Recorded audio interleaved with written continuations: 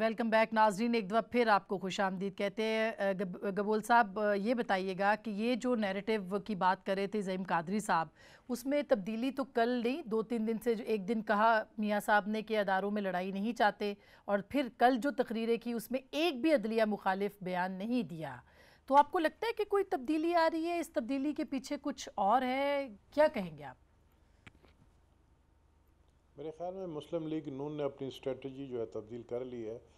शहबाज शरीफ साहब को लाने का भी एक मकसद है। शहबाज शरीफ जो है उनको वो बड़ा सोच समझ के जो है वो स्टेप उठा रहे हैं, और छोटे मियाँ बड़े मियाँ को कह दिया है कि अब आप जो है घर में आराम करें और मुझे डील करने दें, मुझे कुछ महीने दें, मैं मामला दुरुस्त करूँगा। और वो कोशिश भी कर रहा है। मैं ये नहीं कहूँगा ज़हीम कादरी साहब को बुरा लगेगा कि मेहनत समाजत हो रही है, बल्कि मैं ये कहूँगा कि वाई मीडिया निकाला जा रहा है। बीच में ऐसा कोई दोस्त है इनका जो दो लोगों में जो जब लड़ाई होती है तो उसका सलाहनामा की कोशिश की जा रही है। आप देखें कि ये जो कुछ दिन और मिल गए हैं डिसीशन आने में 2 महीने की, इसमें ये सारा जो है कोशिश की जाएगी। अब मैं ये नहीं कहता हूँ कि इसमें जो है ये कामयाब होंगे नहीं होंगे, लेकिन इनका नैरेटिव अब तब्दील हो गया है। अभी आप मरियम साहिबा की तरफ से कोई अदलिया के खिलाफ तकरीर जरदारी साहब और इमरान साहब के ऊपर गोलाबारी, अब खान साहब पे और जरदारी साहब पे गोलाबारी PMLN के सर्कल से शुरू हो गई। इसका मतलब है कि अदलिया से अब हट के मामला इधर आ गया है। बिल्कुल। अब वो सियासत देखें, जितना उनको बोलना था उन्होंने बोल दिया है। मैं समझता हूँ कि सुप्रीम कोर्ट के या नैब कोर्ट्स के बाहर जो तकरीरें उन्होंने की हैं दोनों बाप बेटियों ने, वो मेरे ख्याल में बहुत कुछ कह गई। मरियम साहिबा बहुत कुछ कह गई, नवाज शरीफ साहब भी बहुत कुछ कह गए, और अब मजीद कहने के लिए कुछ बाकी नहीं बचा है। अब जो डैमेज कंट्रोल करना है वो शहबाज शरीफ को करना है। तो इसका आने वाले दिनों में शहबाज शरीफ वो कंट्रोल कर दिया ना शाहिद लतीफ़ साहब। आपको नहीं लगता कि शहबाज साहब का जो बयानिया है वो इस वक्त PMLN की पॉलिसी है, तो प्रैक्टिकली उनका बयानिया इस वक्त चल रहा है जी? अदलिया मुखालिफ बयान नहीं। जी बिल्कुल, मैं समझता हूँ कि ये बयानिया जो है अब शहबाज शरीफ साहब जो हैं उन्हीं का आगे चलेगा, और उसकी इंडिकेशन आपको मिल गई कि कल मरियम साहबा और हमजा शरीफ जो हैं वो दोनों इकट्ठे भी थे, और नवाज शरीफ साहब जो हैं उन्होंने भी कोई ऐसी बात अब नहीं की। ये वाज़ेह तब्दीली है जो कल से उनके जलसे में शुरू हो चुकी और नजर आनी शुरू हो गई। मैं समझता हूँ कि यही वो चीज़ थी जो शहबाज शरीफ साहब बड़े अरसे से कह रहे थे, चौधरी निसार बड़े अरसे से कह रहे थे, और वो जो हम बात कर रहे हैं कि कोई है बीच में, मैं समझता हूँ कि ये एक अच्छी पॉलिसी है। टकराव और तसादम जो है उससे ना मुल्क को फायदा है ना रियासत को फायदा है। वो जज्बात में इस तरह की सारी बातें बहुत अरसे से होती रही, मगर सिर्फ जज्बात थे फैसल, सिर्फ जज्बात थे जिसमें ये बातें होती रही। ऑब्वियसली ये फैसले पे जो तनकीद थी, अदालत पे जो हमले थे, पाक फ़ौज पे जो हमले थे, अभी it's too early to say anything. एक तो चीज़ ये कि एक ही हुआ उनका इवेंट उसमें, लेकिन ये ज़रूर है कि पब्लिक के अंदर इनका ये बयानिया एक्सेप्ट नहीं किया गया। लोगों ने इस किस्म की सियासत को रद्द किया है। जब आपने 300 अरब रुपए की करप्शन की है, एक बयानिया अगर ये आ जाए कि हाँ अब क्योंकि उन्होंने अगर अदालतों पे हमला बंद कर दिया, वो 300 अरब रुपया वापस पाकिस्तान ले आएंगे, ये अच्छी बात है। देखें, अगर आपने कुछ करना है इस मुल्क के लिए तो क्यों निकाला बयानिया, लोगों में सेल नहीं किया, जबकि ऐसा लगता है उनके जो जलसे हुए बड़े बड़े उसमें तो लगा कि उनका बयानिया बिक गया। नॉट रियली, आई मीन ये आपको जनरल इलेक्शन में भी पता चलेगा। लोगों को पता चल गया। अभी हमारे भी एक सर्वे हुआ था जिसके अंदर करप्शन जो है लोगों का नंबर 1 इशू है। करप्शन ही बुनियादी मसला है। बेरोजगारी उसकी वजह से है, महंगाई उसकी वजह से है, लोड शेडिंग उसकी वजह से है। हर मसला जुड़ता है इसकी, क्योंकि वो अरबों रुपए बाहर चले। और दोनों पार्टीज़ का यही हाल है कि अरसा दराज से हुकूमत की, यहाँ से पैसा बनाया और बाहर शिफ्ट किया। तो इनको चाहिए कि अपने बाहर एसेट्स को पाकिस्तान लेकर के आए, वो जो पैसा चोरी का है वो वापस कर दें। तो ये बेहतरीन बयानिया होगा। इससे बेहतर बयानिया ये तो जो बयानिया है ना कि अरबों रुपए वापस ले आए, फैसल ने तो बड़ा एक मासूमाना हमारे दोस्त वसीम की तरह का एक हल बताया है कि आप पैसे वापस ले आए, सब ठीक हो जाए। बात अर्ज ये है कि ये जो 3000 अरब रुपए की बात करते हैं, बताएं तो सही चोरी क्या हुआ है। को फैसल साहब के अकाउंट से पैसे निकल गए हैं, कोई इमरान खान साहब के अकाउंट से पैसे निकल गए हैं, बताए सही चोरी क्या हुआ? अगर किसी ने बाहर कारोबार किया है तो उसका मुझे ओह यार फैसल साहब देखिए इस तरह नहीं, now you are a senator. Okay नहीं ना भी होता तो मैं ऐसा ही हूं। आप बोलिए, बोलिए। अर्ज ये है कि देखें आपको साबित करने के पड़ेगा ना बीबी।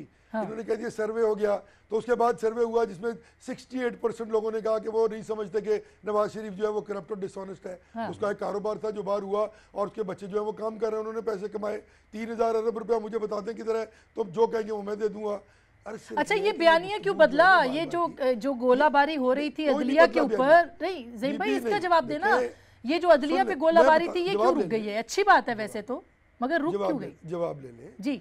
देखिए अदलिया के फैसलों पर तनकीद हमारा हक है, ये चीफ जस्टिस साहब भी फरमा चुके हैं। जहां तक ताल्लुक है उसकी इम्प्लीकेशन का, वो ये थी कि उस शख्स को जिसको करोड़ों वोट मिले हों उसको आप 2 लाख रुपए पे इकामे पे निकाल दें, जो कि कानून भी राय जो फाइक ना हो, तो फिर आप ये कहें कि आपने गलत बयानी की, और 62F1 पे निकाल दें जिसकी सजा का तयन भी नहीं है अभी तक। तो फिर आप ये कहते हैं कि वोट को इज्जत दो, और हम उस नजरिए को लेके चल रहे हैं। मैं नहीं कह रहा कि पीटीआई भी या पीपल्स पार्टी भी उस नजरिए पे आ जाए। मेरा ये नजरिया है कि अगर ये चीज राय जो फाइक हो गई तो कल को कोई भी हुकूमत में आएगा उसको इसका फायदा होगा। तो अब हमारी इस पे लड़ाई की जरूरत है। अच्छा तो फिर 6 महीने, अच्छा मैं ज़हीम कादरी साहब मैं क्विक ब्रेक ले रही हूँ, उसका फायदा इमरान खान को भी होगा, पीपल्स पार्टी को भी होगा। सर न्यूज़ ब्रेक ले रही हूँ, लेकिन इसका तो मतलब ये हुआ कि 6 महीने में जो आपका बयानिया था वो दुरुस्त नहीं था और आप अपने बयानिया दुरुस्त कर लिया है, जबकि 2 महीने के बाद अदालतों ने जो भी गबोल साहब ने कहा कि जो वक्त मिला है उसके बाद फैसला आएगा। इन 2 महीनों के अंदर जो कुछ होगा वो बहुत इंपॉर्टेंट है। ब्रेक के बाद इस पर भी बात करेंगे और कुछ और भी ब्रेक के बाद।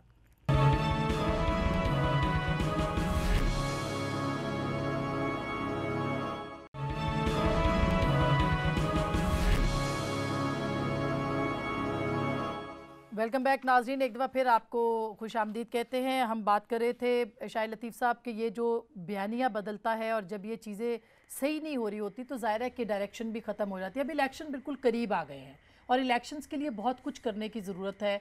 कल पीपल्स पार्टी के लिए कह दिया खान साहब ने उनके साथ अलायंस नहीं होगा, हालांकि वो सेनेट में उनके साथ हाथ मिला के बैठे थे। तो आपको क्या सिनेरियो नज़र, पेश मंज़र क्या नज़र आ रहा है पॉलिटिक्स का?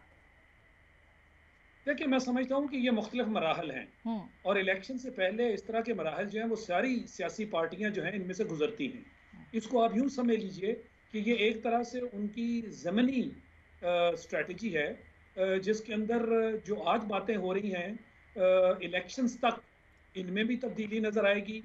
फिर इलेक्शंस के बाद मज़ीद जो अलायंसेस होंगे वो इलेक्शन के रिजल्ट्स पर शायद होंगे। इसीलिए कहते हैं कि इलेक्शंस और ये सियासत जो है इसमें कोई भी हरफ आखिर नहीं हुआ करता। लिहाजा ये जो एक्सट्रीम पोजीशन और इस तरह का बयान देना, अगर ऐसा कोई कर रहा है तो मैं समझता हूँ कि ये कोई अक्लमंदाना पॉलिसी नहीं है। जब मालूम है कि इसमें आपकी स्ट्रैटेजी भी बदलेगी, इसमें आपके जो बयानिए हैं वो भी तब्दील होंगे, बिल्कुल। अच्छा, इसमें आपके अलायंसेस में भी ये तो है, लेकिन गबोल साहब बिल्कुल सही बात है कि ये कोई अच्छी बात नहीं होती, वो बाद में फिर वही ताना बन जाती है। खास करके इस दौर के अंदर गबोल साहब बहुत सारे लोग अभी पार्टियां छोड़ने वाले हैं PMLN के हवाले से भी।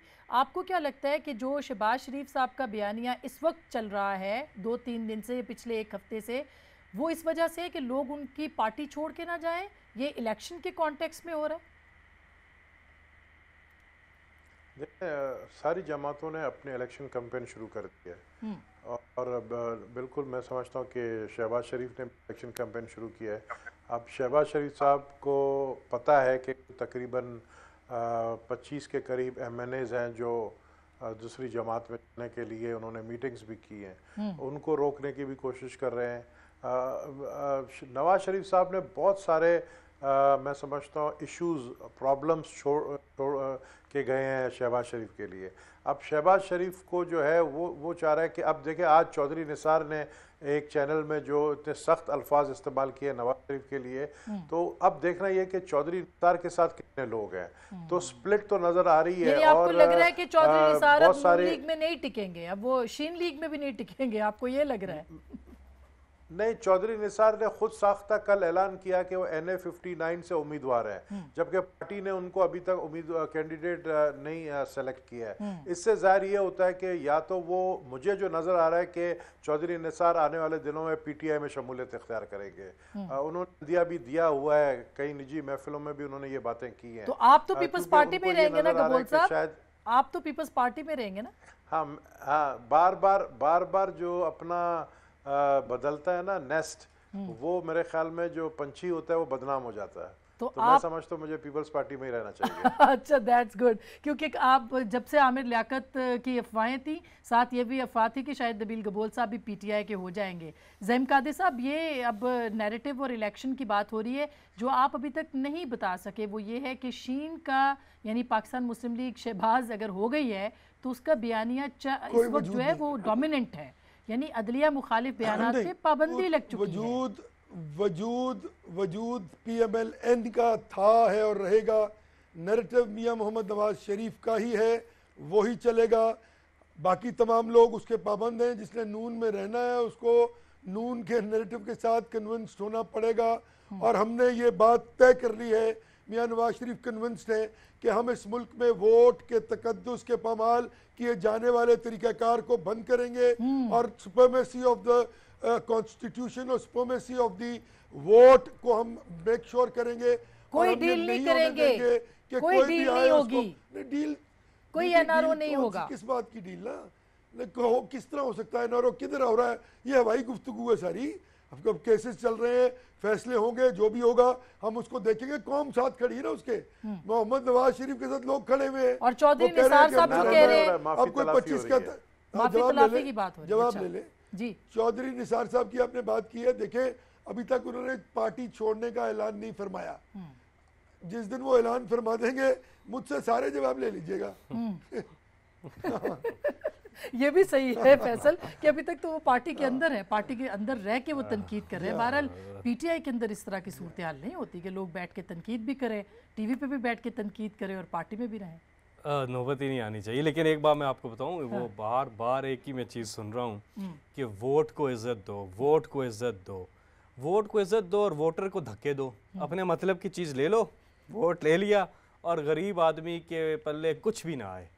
खुदा के लिए इस कौम में वोटर को इज्जत दो, वोट को इज्जत ना दो, वोटर को इज्जत दो। अगर उसको दोगे इज्जत तो फिर वोट भी आएगा, फिर वोट की इज्जत भी होगी। जब आप वोटर को का हाल ये कर देते हैं, हमारी आप देखें गुर्बत जितनी है, महंगाई, हर कोई इंडिकेटर आप उठा के देख लें, वोटर के साथ तो ज्यादती हुई हर मैदान में। वो गरीब हुआ, उसके पल्ले कुछ नहीं पड़ा, उसके मसले हल नहीं हुए, पुलिस ठीक नहीं की, थाना कचहरी वैसे ही, हालांकि के काम नहीं, कुछ भी नहीं हुआ। वोटर को इज्जत दो, वो कह रहे हैं वोटर को इज्जत दो, वोट को इज्जत जरूर दो। अभी थोड़ी देर पहले आपने कहा था कि बीच में ना बोले, आप अभी अभी बने हैं तो मेरी तरबियत तो आप ठीक रखिए ना। मैं एक सवाल करना चाह रहा हूँ आपसे। आप तो एंकर पर्सन नहीं है ना, सिर्फ इजाजत ली है। कमेंट कर दें, आप सवाल ना करें, कमेंट कर दें जी। क्लियरफाई ये कर रहा हूँ कि जो हमने बात की है, वो हम ये समझते हैं कि जब वोट की इज्जत होगी तो ऑटोमेटिकली वोटर की भी इज्जत होगी। जब उसके फंडामेंटल राइट्स जो हैं वो इस मुल्क में कंसोलिडेट हो जाएंगे और उनकी तकरीम शुरू हो जाएगी तो फिर पाबंद हो जाएगी हुकूमत, MNAs, MPs, सेनेटर्स के उनके लिए कुछ करें। को भी इज्जत दें, फिर हमने उनके लिए उसी बहुत कुछ पार्लियामेंट किया। को इज्जत दें, उस संजरानी साहब को भी इज्जत दें जिन्होंने वोट दिया है, उन्होंने भी वोट किया था। कि हमने वोटर्स के लिए बहुत कुछ किया। हमने 32 पब्लिक सोशल वेलफेयर के प्रोजेक्ट्स किए ना, ठीक है। हमने पब्लिक सोशल वेलफेयर के लिए प्रोजेक्ट 32 प्रोजेक्ट्स किए, आपने एक भी नहीं किया। आपने हम तो चाहते हैं आप भी करें ताकि आप भी वोटर भाई आप जरा सुन लेना, फैसल जावेद की बात अभी मुकम्मल नहीं हुई। आपने बोला कि बीच में ना बोले, अब आप बीच में बोल रहे हैं, चुप ही नहीं कर रहे हैं। अच्छा जी, एक ही सिक्के के दो रुख आ रहा है सबके सामने। एक खैर बाकी चीज़ें तो आपके सामने ही हैं, बिलावल को, बख्तावर को, मरियम को, हसन को, हुसैन को, अब आगे इकट्ठे साथ चलना है। फिर बातें होती हैं, वो जेल में मच्छर काटते थे, फिर बातें होती हैं, सुप्रीम कोर्ट का फैसला आ गया, FIA को कहा असगर खान केस के ऊपर कि कार्रवाई करें, कोई कार्रवाई नहीं की पीपल्स पार्टी ने। दोनों मिले हुए हैं, सिर्फ इलेक्शन के करीब जाके विलन बनते हैं। एक ही सिक्के के दो रुख, वोट आप दे रहे हैं, फिर बीच में बोल रहे हैं यूसुफ रजा गिलानी को प्राइम मिनिस्टर के लिए इन्होंने वोट दिए थे, 260 वोट्स मिले थे। और अब जब अगर हम पार्लियामेंट हुई फैसल तो आप लोग नहीं देंगे, किसी पार्टी के साथ नहीं जाएंगे, ना नून के साथ ना पीटीआई के साथ, पीपल्स पार्टी के साथ। इनके तो पूरी एक दास्तान है कि लेकिन आजाद के जरिए से चले जाएंगे, कोई आजाद वजीर आजम होगा तो वोट ये दे रहे हैं और मिले अलायंस नहीं होगा पीपल्स पार्टी से। अच्छा, बहुत बहुत इलेक्शन ना पोस्ट इलेक्शन, बहुत बहुत शुक्रिया ज़हीम कायद साहब, बहुत बहुत शुक्रिया। गबोल साहब, फैसल साहब, बहुत बहुत शुक्रिया। जो फैसल ने, फिर मैं नेक्स्ट टाइम इनको मैं बता रहा हूं, ये बिल्कुल फैसल साहब ने एक बात की है बड़ी इंपॉर्टेंट, उन्होंने कहा कि हम बिल्कुल नहीं जाएंगे पीटीआई, और यही खान साहब भी बात करें, ये तो आने वाला वक्त बताएगा कि आज़ाद अगर ज़्यादा अक्सरियत पे आ गए तो वज़ीर आज़म भी उनका हो सकता है और फिर पीटीआई और पीपल्स पार्टी हाथ मिला सकते हैं। ऐसा होगा कि नहीं, फैसला आपका।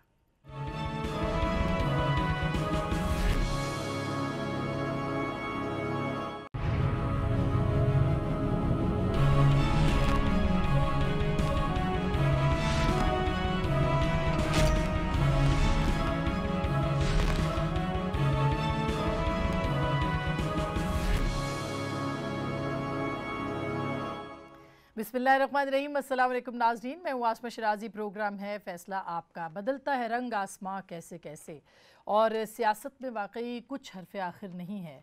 बहुत सारी ऐसी बातें जो पहले कही जाती हैं उसके बाद उनको फरामोश कर दिया जाता है और भुला दिया जाता है कि पहले नज़रियात कैसे रहे, ये कह के कि ये तो माजी की बात थी, माजी का हिस्सा बन गई, मुस्तकबिल की तरफ देखिए। बहरहाल आज ज़रूर इस पे भी बात करेंगे कि क्या हो सकता है क्या नहीं, लेकिन अभी बहुत कुछ बदल गया है। और वो क्या बदल गया है? वो नून का बयानिया बदल गया है, वो नून लीग के बहुत सारे अफकार, अल्फाज और लहजे बदल गए हैं। और वो कैसे बदल गए हैं कि कल तक जो घन गरज थी पाकिस्तान मुस्लिम लीग नवाज़ के रहनुमाओं के लहजों के अंदर, अदलिया मुखालिफ, उसमें एक बहुत बड़ी तब्दीली आई है।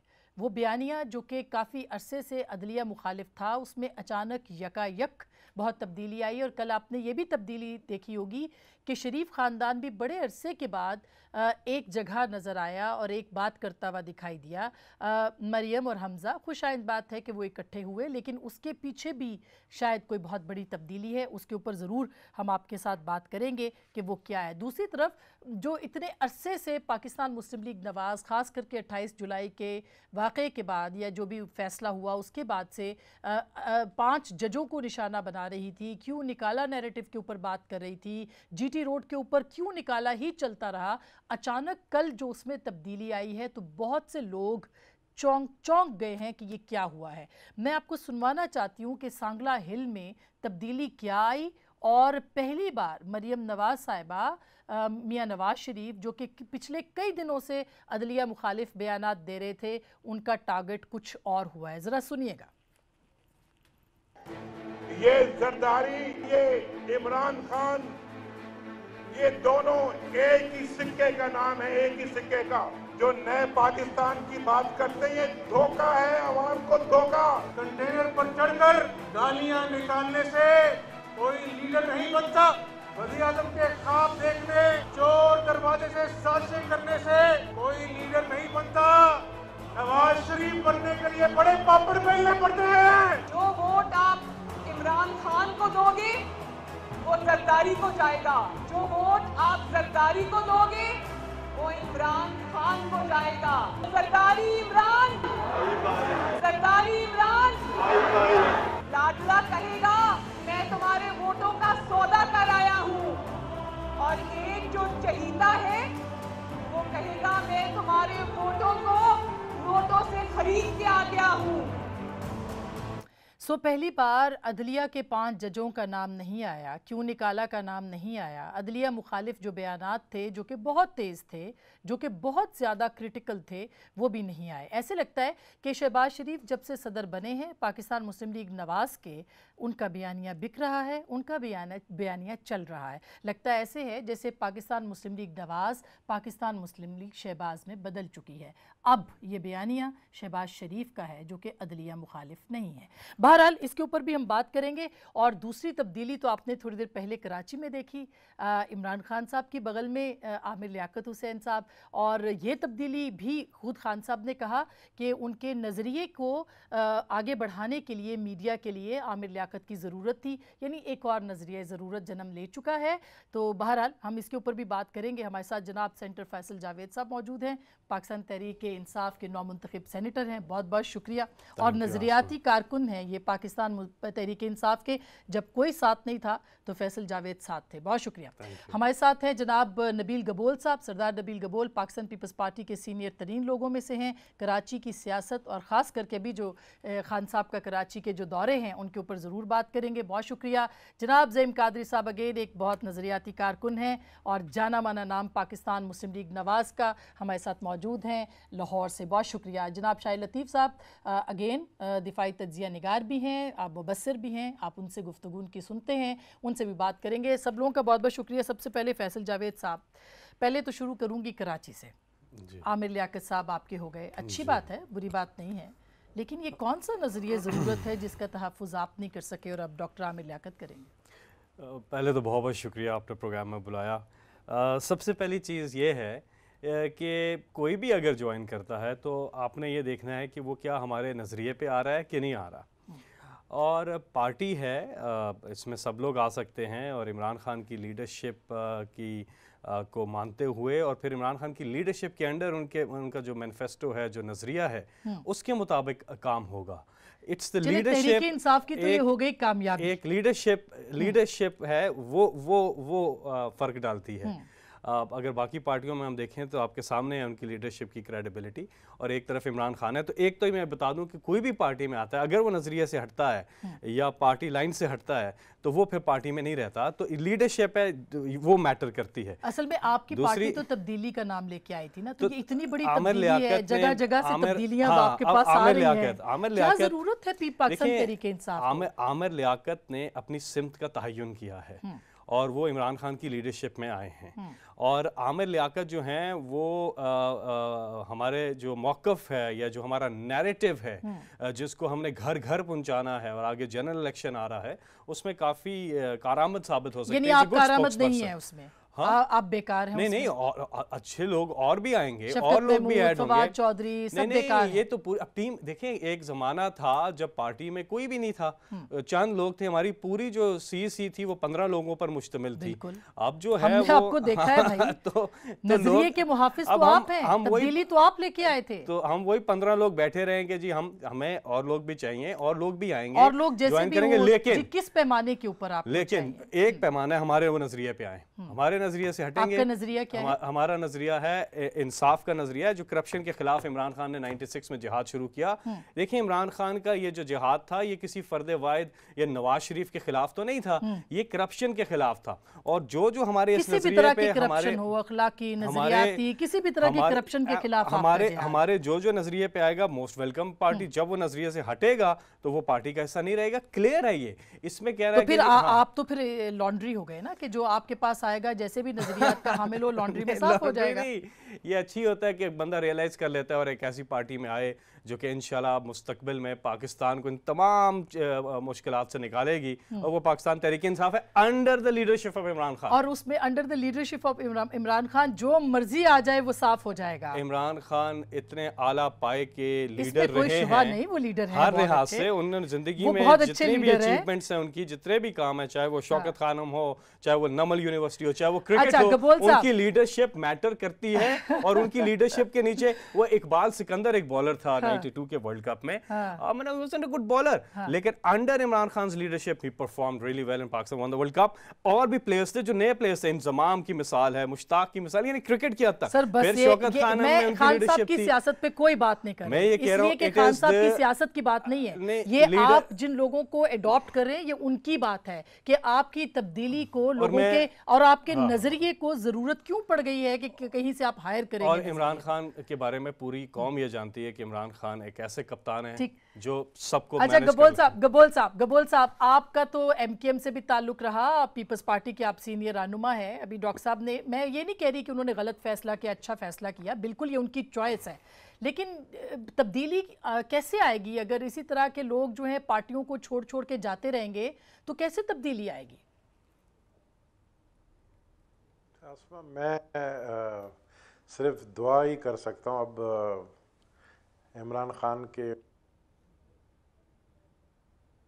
जी, जो स्क्रूटिनाइज कमेटी जिनकी है, जिनके पास कोई जाता है शमूलियत के लिए, तो 40 लोगों को आपको सेटिस्फाई करना पड़ता है जो कराची के हैं, और तब जाके आपको शमूलियत मिलती है। तो मैं समझता हूँ कि आमिर लियाकत में कोई ख़ास खुसूसियत होंगे जो वो स्क्रूटिनाइजिंग कमेटी से क्लियर होकर जो है पीटीआई में चले गए। तो मैं दुआ गो हूँ पीटीआई के लिए, नहीं आमिर खुसूसियत लियाकत के लिए तो नहीं, इसमें पीटीआई कोई के शुबा लिए। नहीं। आमिर लियाकत हुसैन से बेहतर स्पीकर, उनसे ज्यादा बेहतर जो बोलने वाला है वो पाकिस्तान की मीडिया इंडस्ट्री में कोई नहीं है, और यही वो बात है जो कि खान साहब कह रहे हैं कि उनको जरूरत थी। आसमा पीटीआई हो या कोई भी जमात हो, जनरल इलेक्शन 3-4 महीने के बाद है। आपको अच्छे स्पीकर या अच्छे डेंटिस्ट या अच्छे इकोनॉमिस्ट इनकी ज़रूरत नहीं है, आपको इलेक्टेबल्स की ज़रूरत है। इमरान खान उस वक्त प्राइम मिनिस्टर बन सकता है कि अगर उसके पास एमएनएज होंगे या जो गवर्नमेंट सूबाई बनेगी एमपीएज होंगे। आप जब पावर में आएंगे तब आप जो है नजरिया भी तब्दील कर सकते हैं, आप पावर में आएंगे तब आप निज़ाम भी तब्दील कर सकते हैं, आप पावर में आएंगे तो आप मुल्क में कुछ कर भी सकते हैं। ठीक, जिसके अपने घर से वोट नहीं उसको मिलता, अगर आप उसको नहीं, मगर कराची का तो उनका बड़ा जबरदस्त कोई फायदा नहीं मिलेगा। नहीं गबोल साहब, अभी कराची की जो उनकी कैंपेन चल रही है वो तो बड़ी जबरदस्त है, और आपने देखा कि वो पीपल्स पार्टी को ही टारगेट कर रहे हैं, उसमें उन्होंने एमकेएम को टारगेट नहीं किया क्योंकि उनको उम्मीद है कि वहां से उनको वोट मिलेगा। देखिए, उनको उम्मीद बहुत अरसे से था। इमरान खान से मेरे पर्सनल ताल्लुकात हैं, मेरे अच्छे मरासिम भी है उनसे, अच्छी दोस्ती भी है, और मैं उनकी बहुत इज्जत करता हूँ। मैं ऐसी बात उनके लिए तो नहीं कहूँगा, लेकिन जो पीटीआई कराची है, मैं ये ज़रूर कहूँगा कि वो एक दूसरे के ही टांग खींचते हैं, और वो फैसल को बहुत अच्छी तरह पता है कि जिस पार्टी के अंदर अगर आप एक दूसरे के ही मुखालिफ हों तो आप मुखालिफिनों से क्या लड़ेंगे। बिल्कुल, तो मैं पीटीआई कराची के लिए इतना ही बोलूँगा कि उनको आमिर लियाकत जो है ना, वो एक किस्म मैं उससे कहूँगा कि उनके लिए एक अज़ाब के तौर पर उतरा है। ओह, अच्छा, नहीं ये काफ़ी सख्त हो गया जुमला। कादरी साहब, ज़हीम कादरी साहब, आप क्या कहेंगे? सर, सियासत में तो ये सब कुछ होता ही है, और जाहिर है कि अगर कराची के अंदर खान साहब कह रहे हैं, पीपल्स पार्टी मुखालिफ भी बयानात उन्होंने दिए, लेकिन आमिर लियाकत की शमूलियत बहुत ज़्यादा इस पर बात हो रही है, ये तो सब जमातों के अंदर इलेक्टेबल्स जाते इलेक्शन से पहले, नहीं? जी जी जी जी बिस्मिल्लाहिर्रहमानिर्रहीम। आसमा भी, एक तो मैं जावेद भाई को, फैसल भाई को बहुत मुबारक दूंगा कि एक मिडिल क्लास के पढ़े लिखे माशाल्लाह आदमी हैं और नज़रियाती कारकुन हैं। बहुत दिल को खुशी हुई जब इनको टिकट मिला, और यह माशाल्लाह सेनेटर हैं। यही वो रविश है जिस पे पार्टीज़ को चलना चाहिए, और इन आइडियोलॉजिकल लोगों की इज्जत और तकरीम होनी चाहिए। आई एम वेरी हैप्पी कि एक पढ़ा लिखा आदमी माशाल्लाह आज यहाँ एज ए सेनेटर, ये असल तब्दीली है। दूसरी बात, ये असल तब्दीली है सर। ये असल तब्दीली है, एंड आई विश कि ये तब्दीली अक्रॉस द बोर्ड एक क्वांटम वेट के साथ तमाम पॉलिटिकल पार्टीज में आए। लेकिन जहाँ तक बात है, देखिए, ये किसी के आने जाने का मुझे कोई इशू नहीं है, लेकिन फैसल भाई को कम से कम, मैं नहीं करता ये काम, आपको पता है, इनको भी नहीं करना चाहिए। ये अनडिफेंडेबल को डिफेंड कर रहे थे, इस तरह नहीं होता। ये नहीं करेंगे तो इनकी आइडियोलॉजिकल ग्राउंड्स मजीद मजबूत होंगी। मेरे भाई हैं, इसलिए मैं मशवरा दे रहा हूँ। पार्टीज में ये होता रहता है, लेकिन अपने आप को अपनी जगह पर रखना चाहिए। 2, किसी के आने जाने से किसी को फर्क नहीं पड़ेगा। नबील भाई ने सही कहा, इलेक्टेबल, अब कौन कितना इलेक्टेबल है और किसकी कितनी वर्थ है वो तो वक्त बताएगा। पॉलिटिकल पार्टीज में लोग आते रहते हैं, लेकिन उसको क्लेम ये करना कि ये ड्राई क्लीनिंग सेंटर है और जो भी आएगा वो बेहतरीन आदमी है, इसमें मेरा एहतजाज है। मेरी पार्टी में जो लोग बाहर से आए हैं, मुझसे आप अभी सवाल पूछ लें, मैं वाज़ेह तौर पे कह दूंगा मैं तो इसको नहीं मानता भाई। तो अर्ज ये है कि हमें आइडियोलॉजिकल कारकुनों को अपनी अपनी जगह पर बिल्कुल इसमें कोई शुबा नहीं, उसके ऊपर उसके ऊपर तो आपकी जमात को भी अमल करना चाहिए, मगर आपकी जमात भी जितना अमल कर रही है उस पर बात करते हैं। शाहिद लतीफ साहब, मैं आऊंगी आपके पास, फिर आऊंगी आपके पास। शाहिद लतीफ साहब, आप क्या कहेंगे? अभी जो इलेक्शन का दौरा हो गया है शुरू, और इसमें नैरेटिव्स बन रहे हैं, इसमें कराची की लोकल पॉलिटिक्स है, डोमेस्टिक पॉलिटिक्स है, इलेक्टेबल्स की पॉलिटिक्स है, ये कितनी कामयाब करेगी, और खास करके उन जमातों को जो तब्दीली का नारा लेके आई? शाहिद लतीफ साहब, देखिए, बात ये है कि इमरान खान साहब जो हैं, पीटीआई को अब 20 साल से भी ज्यादा हो गए। बिल्कुल इसमें कोई दो राय नहीं कि शुरू में उन्होंने तब्दीली की बात की और पार्टी के अंदर उन्होंने यूथ को इंडक्ट किया, नौजवानों की पार्टी का जिक्र किया गया। मैं समझता हूँ वक्त के साथ साथ उन्हें एहसास हुआ कि आइडियलिज्म में और रियलिज्म में फ़र्क है, और रियलिज्म जो है वो तभी आपके सामने आता है जब आप उसको फेस करते हैं और आपको अंदाज़ा होता है वक्त के साथ साथ कि जो रियलिटीज़ हैं, जो हक़ाइक़ हैं, वो शायद वो जो आपके अज़ाइम हैं जिनको आप आइडियलिज्म कहते हैं, वो उनसे मुख्तलिफ हैं। उसके मुताबिक फिर तब्दीलियां भी होती हैं, और ये जो इलेक्टेबल्स वाला मामला है, मैं समझता हूँ कि ये उनका हक है, क्योंकि पाकिस्तान में कल्चर ही यही है कि आपकी पार्टी में इलेक्टेबल्स होंगे तो आपको वोट मिलेंगे। सर, उनका बिल्कुल हक है, लेकिन वो नारा तो ये लेके आए हैं ना कि लोटों की जो सियासत है उसको खत्म हो जाना चाहिए। खैर, ये आप इस पे तबसरा जरूर करें, इसका बेहतर जवाब तो फैसल जावेद ही देंगे, मगर ओवरऑल पॉलिटिक्स में भी तब्दीली आ रही है। जो PMLN का नैरेटिव है वो भी बदल गया है, तब्दीली की बात कर रहे हैं ना, वो भी काफी बदल गया है। उसके पीछे क्या राज है?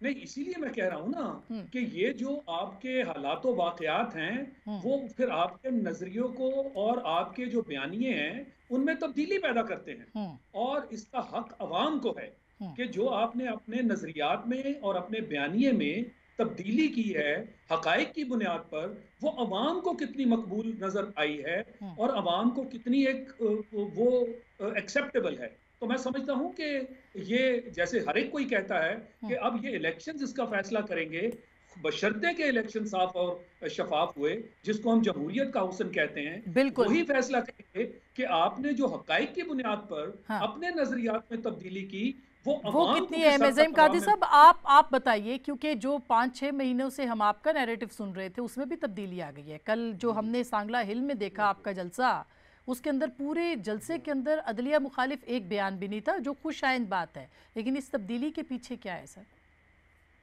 देखिए आसमा, एक तो बड़ी वाज़ेह बात है कि हमारा जो नैरेटिव है जिस पे हम कहते हैं कि वोट के तकद्दुस को बहाल करना है, वोट को इज्जत दो, बेसिक पॉलिटिकल इंफ्रास्ट्रक्चर की बात करते हैं, उन रिफॉर्म्स की बात करते हैं जहाँ पे आइडियोलॉजिकली पॉलिटिक्स को मज़ीद मुस्तहकम करने की बात की जाए, यकीनन हम आज भी वहीं खड़े हैं और इसमें कभी तब्दीली नहीं आ सकती। नैरेटिव वही होगा जो मियां मोहम्मद नवाज़ शरीफ का होगा, और मुस्लिम लीग नून नवाज़ शरीफ से ही मुंसलिक है।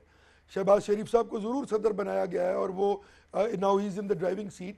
यकीनन वो वक्त की एक मजबूरी थी और एक वक्त का जो है रिक्वायरमेंट थी, बिकॉज जो फैसले आए उनकी वजह से मियां नवाज शरीफ साहब का सदर रहना नामुमकिन था। लेकिन जो हम नैरेटिव वोट के तकद्दुस की बात कर रहे हैं, नैरेटिव आपका वही है जो कि मियां नवाज शरीफ का था, लेकिन कल उसके अंदर जी आप कंप्लीट कर लें जी, फिर मैं ब्रेक पे जाऊं। मैं ये अर्ज कर रहा हूं कि उसमें हमारी किसी से लड़ाई नहीं है, ना तो किसी इदारे को हम कह रहे हैं, ना हम किसी पॉलिटिकल पार्टी को कह रहे हैं। ये भी पिछले 2 दिन पहले बात कर रहे हैं कि ये होना चाहिए, ये होना चाहिए, ये होना चाहिए। सर, ये भी 2 दिन पहले बयान आया था कि अब हम इदारों के साथ लड़ाई नहीं चाहते। एक छोटी सी मैं ब्रेक लूंगी, ब्रेक के बाद इसके ऊपर जरूर बात करेंगे कि PMLN के नजरिए ज़रूरत में क्या तब्दीली आई है। ब्रेक के बाद